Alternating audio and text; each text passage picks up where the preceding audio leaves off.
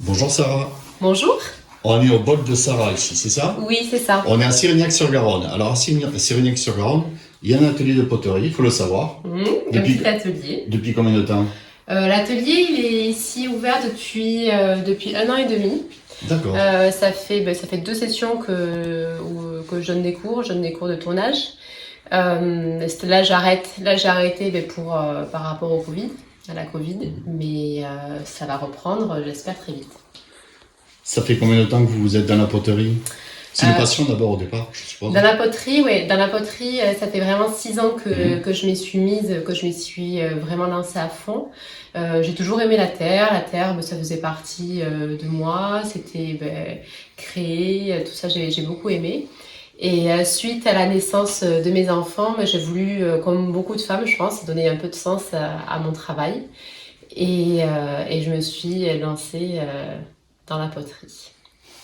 Là, on vous a interrompu, vous étiez en train de faire quoi là exactement? Donc ça, en fait, ça c'est la première étape pour réaliser une pièce. En fait, c'est-à-dire qu'on pétrit la terre et on réalise une tête de bélier. On appuie dessus et en fait, en appuyant dessus, on voit qu'il y a une tête de bélier qui se met en forme avec les cornes, la bouche, et au fur et à mesure, hop, on l'enroule pour la transformer en balle de terre qu'on va ensuite étaler et traiter sur le tour. C'est quoi comme variété de terre? De terre. Oui. Alors, il faut savoir qu'il y a 3 types de terre en poterie. Donc, il y a le grès, la faïence, la porcelaine. Ça, c'est du grès, parce que là, je me lance dans le grès. Mais auparavant, par exemple, ces formes-là que vous voyez, ça, c'est de la faïence. D'accord. Donc, mais que ce soit du grès, de la faïence, la porcelaine, c'est un peu plus difficile, mais ça se travaille de la même façon. Ça se cuira différemment, mais ça se travaille de la même façon. Les mouvements sont les mêmes pour le travail, c'est ça? Voilà, vraiment, tout est pareil. Il y a seulement quand on passera à l'étape de la cuisson et du four qu'il y aura une variation. Alors quand on fait de la poterie, c'est quoi? On est potière, c'est quoi? Alors ça dépend. Il y en a certains qui vont dire qu'ils sont potiers ou potières pour les femmes ou céramistes. Il y a des différences d'appellation. Certains disent qu'on est potier quand on fait des pots, donc quand on fait du tour. D'autres disent qu'on est céramiste quand on commence à travailler l'émail. Donc l'émail qui est ces couleurs-là qu'on met sur nos pièces.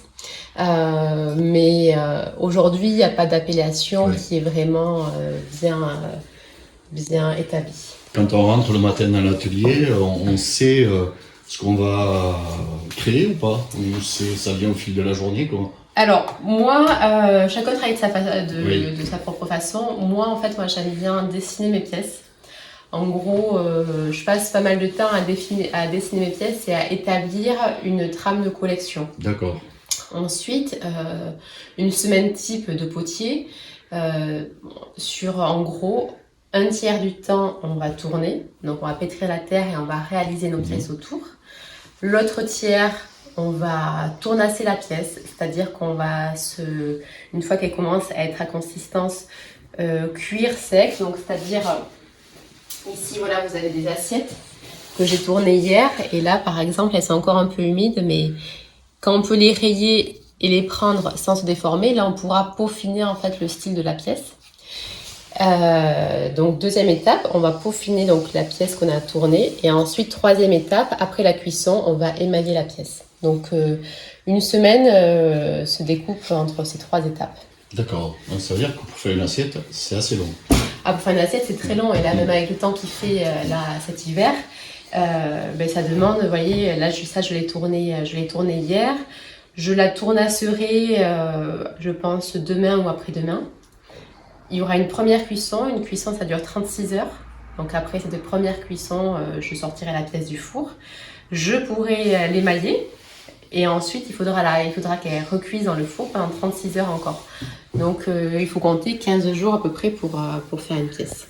Ah oui. Et si elle réussit, si on la loupe... Oui. On est obligé de tout recommencer. On recommence à zéro. Ouais. Ça arrive? Ah ouais, ça arrive. Oui. Là, c'est... Ça arrive, il peut y avoir des loupés, des loupés à l'émaillage. Il peut y avoir... si on est trop pressé, qu'on met une pièce trop humide dans le four, elle va éclater. Il y a plein d'aléas et la poterie, ça apprend la patience. Quand vous parlez du four, c'est celui-là alors en fait, le four, on va l'ouvrir. Ça. Voilà. Ça, c'est le four. C'est un peu comme un four à pizza. Ouais, c'est comme un four à pizza. Mais à l'intérieur, c'est pas... Et la seule différence, voilà, c'est qu'il va monter, c'est qu'il monte à très haute température. Un four comme ça, il monte à 1300 degrés. D'accord.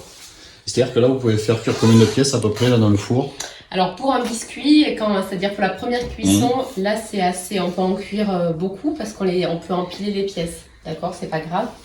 Donc je sais pas, là, ça dépend de la hauteur, mais on peut en cuire beaucoup.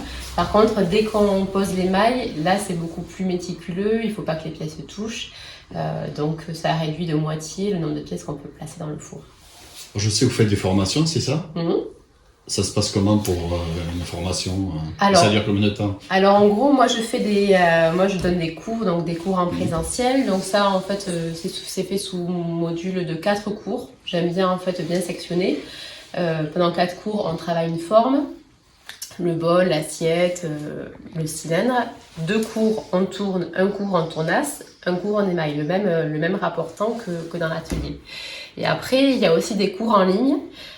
C'est sur lebol.fr et donc sur ces cours en ligne, les gens en fait reçoivent un tour, un four et reçoivent les cours en ligne et ensuite ça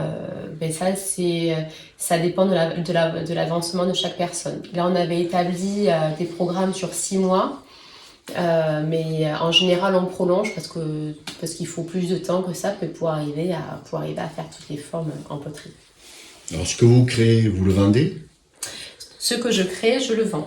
Comment? Sur le site? Alors, pour l'instant, là, le site en ligne est en train d'être créé. Là, je vais mettre des pièces chez la Jolie Môme à Roquefort.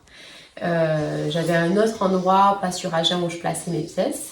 Et peut-être que je remettrai des pièces chez les Prunelles Créatives.